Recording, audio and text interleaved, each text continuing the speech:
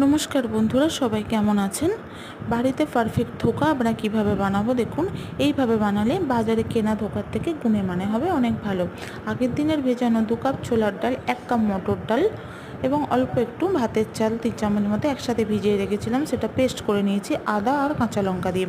এটা মিক্সিং বোলে ঢেলে স্বাদমতো লবণ, 1 চামচ চিনি, হলুদের গুঁড়ো, লঙ্কার গুঁড়ো, খাওয়ার সোডা আর হিং দিয়ে খুব ভালো করে মিশিয়ে নিয়ে কড়াইয়ে সর্ষের তেল দেব, দিয়ে কালো জিরে ফোড়ন দিয়ে ওই ডালের মিশ্রণটা মিডিয়াম ফ্লেমে নাড়তে নাড়তে একটা ডো টাইপের করে নেব।